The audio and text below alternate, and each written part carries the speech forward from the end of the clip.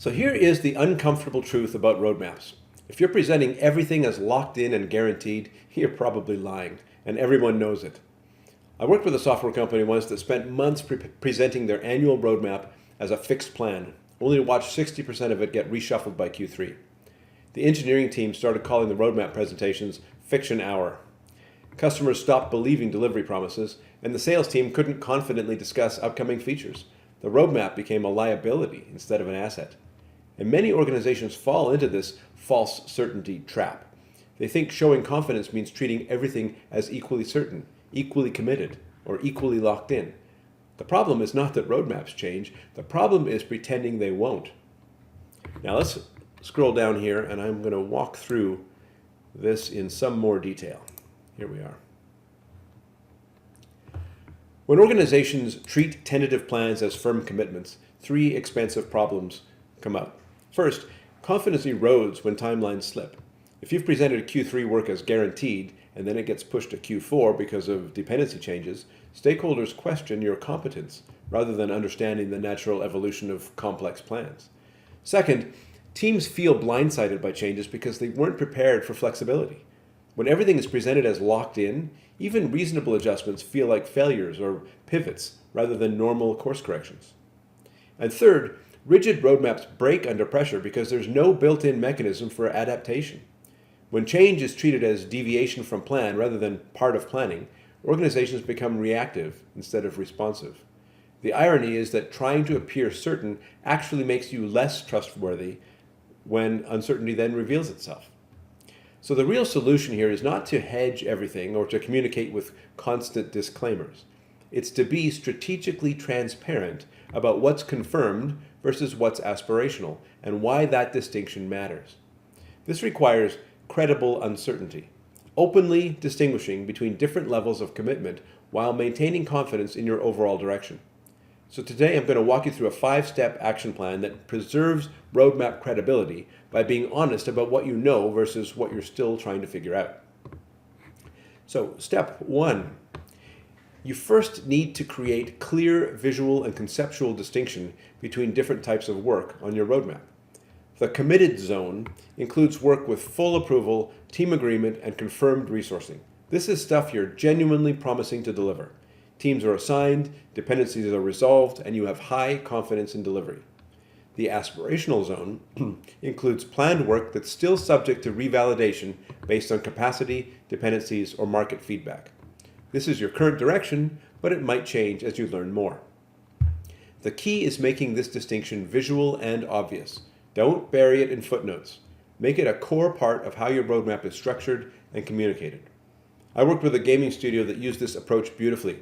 The roadmap clearly showed Q1 to Q2 as committed with solid bars and full detail, and Q3 to Q4 as planned with dashed lines and high-level themes. Everyone understood what they could count on versus what they should prepare for. Now, moving on, next make the distinction impossible to miss through visual design. Use solid bars for locked-in work and dashed lines or grayed out sections for tentative items. Color coding that clearly shows we're doing this versus we'd like to do that. This isn't about making your roadmap look uncertain. It's about making it accurately represent reality while still showing clear direction. Then create a roadmap confidence scale that tags initiatives based on assumptions, risks, and readiness. High confidence means fully scoped, resourced, and ready to execute. Medium confidence means important, but dependent on other work or external factors. And low confidence means strategic intent with significant unknowns still to resolve. Update these confidence tags quarterly as you learn more and as you resolve dependencies or as you encounter new constraints.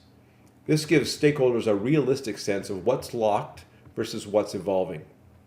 So your action item is to review your current roadmap and tag every initiative with a confidence level. Make sure the visual design reflects these distinctions. And then, communicate what's tentative. And this is where the art comes in. Framing uncertainty without undermining confidence. Don't present tentative work as, maybe we'll do this.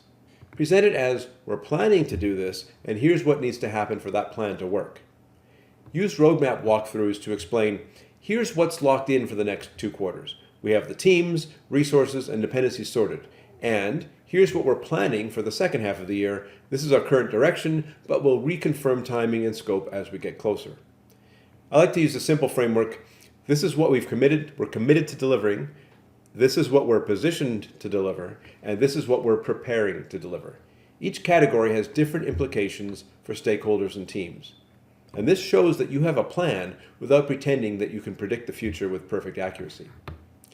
And then, in the final step, set a regular cadence for roadmap updates. Monthly, for example, for fast-moving organizations, quarterly for more stable ones, and use that rhythm to migrate work from aspirational to committed as it becomes ready. The key is being thoughtful about updates. Avoid daily churn that creates noise, but don't let stale plans become fiction. When you update the roadmap, explain what changed and why it changed, and what that means for stakeholders. For example, we're moving the mobile app launch from Q3 to Q4 because platform integration took longer than expected. This doesn't change our Q3 web features, and it lets us incorporate our user feedback into the mobile version. Now, that kind of transparent communication builds trust rather than eroding it. So your action item is to establish a quarterly roadmap review cycle where you explicitly move items between committed and aspirational zones based on new information.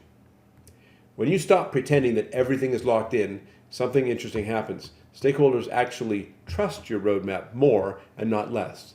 They understand what they can count on and what they should watch. And they're prepared for changes rather than surprised by them. Real roadmap confidence doesn't come from pretending you know everything. It comes from being honest about what you know and clear about what you don't, and transparent about how you'll adapt as you learn. So your homework this week is to split your roadmap into committed and aspirational zones. Make the visual distinction obvious. Tag everything with confidence levels, and practice explaining the difference to stakeholders. Stop treating uncertainty like it's weakness, and start treating it like it's the strategic tool that it is, one that allows you to maintain direction while preserving flexibility. Your roadmap should inspire confidence in your ability to navigate complexity, not in your ability to predict the future. Build roadmaps that acknowledge reality without sacrificing ambition. Now, to get a more robust approach for building credible roadmaps and managing stakeholder expectations, and then turning honest planning into sustainable delivery, grab our free Survive and Thrive guide. The link is in the video description.